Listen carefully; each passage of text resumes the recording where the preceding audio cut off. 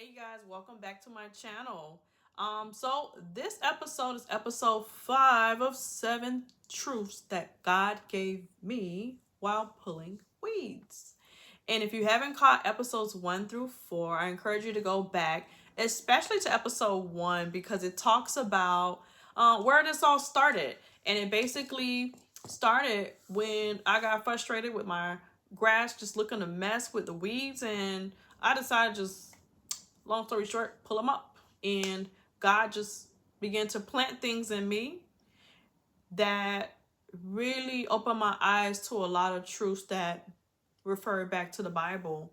And so hopefully you get something out of it and you can share things that you may hear that God may be revealing to you as I speak. So I encourage you to put that in the comments. So this is episode 5 of 7 truths God planted in me while pulling weeds. Number 5. The weeds seemed to need no sun to grow before they stood. So what I observed was there were some weeds that was still kind of below the grass.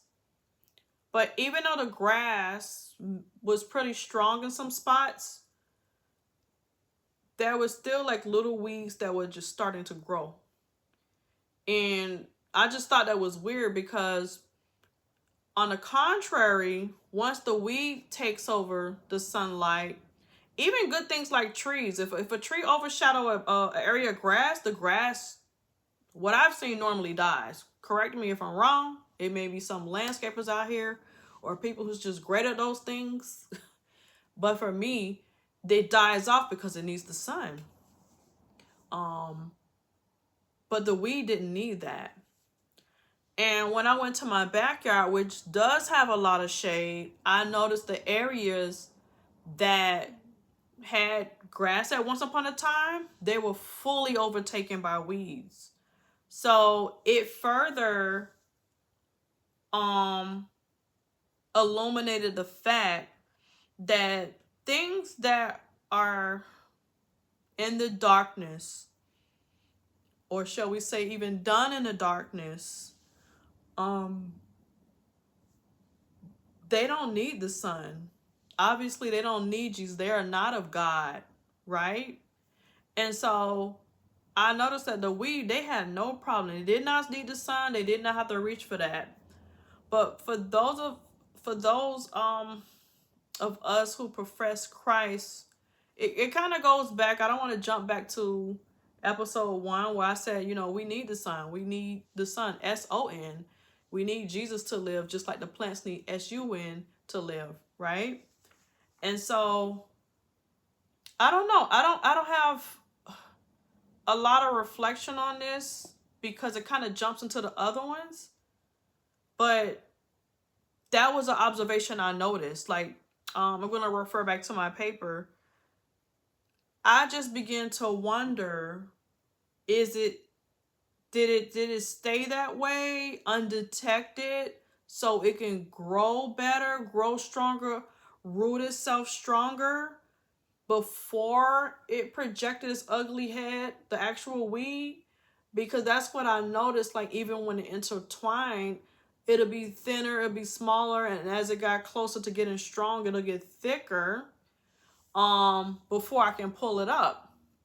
And so the notes I wrote on this is that conflicts don't just pop up out of nowhere.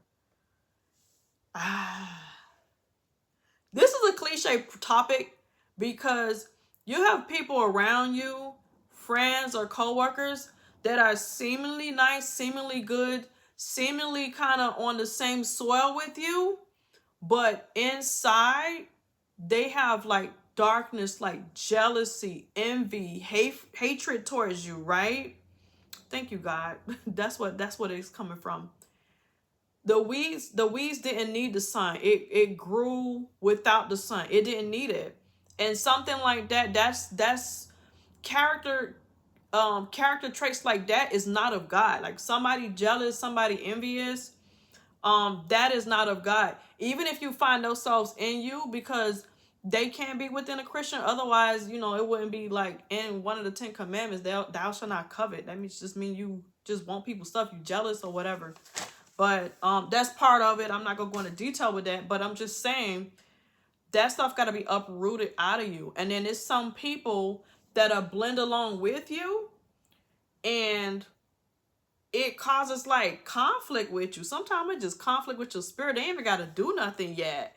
And so all I'm encouraging you is just to pay attention to that. That didn't come out of nowhere. For example, let's say,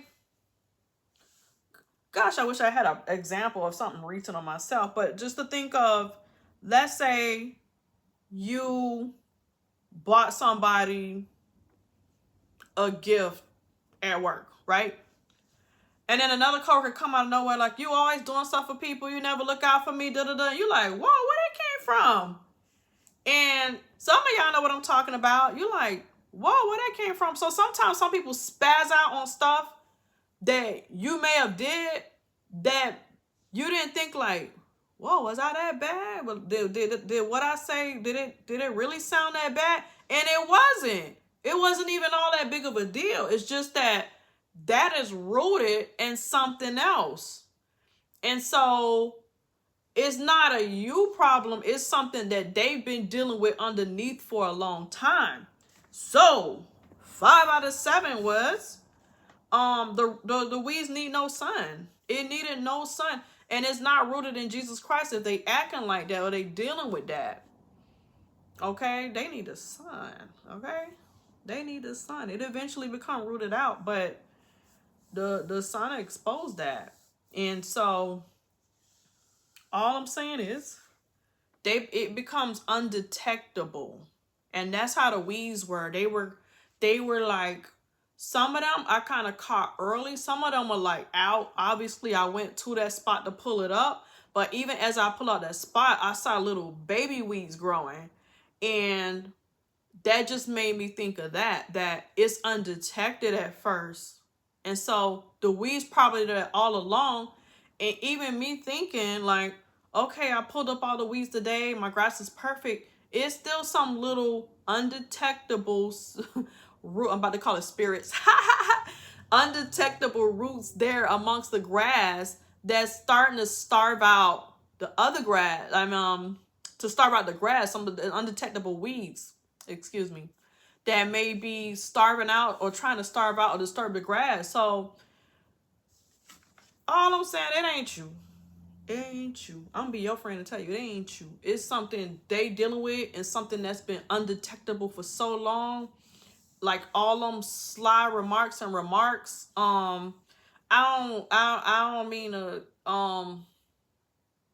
encourage you in a gossipy way. The way you deal with that is something. I had a friend that dealt with that at work, and he just was dealing with a lot of unfairness, and he just was like, God, show me my enemies. And I thought that was a weird prayer. I'm like, why would you ask him to show your enemies? Like, because the risk with that prayer is, one, you have to be ready for him to show you, and then you got to be ready for to love your enemies, right? Because the Bible talks about how like kindness is like coals to your enemy's head, and justice is his, right?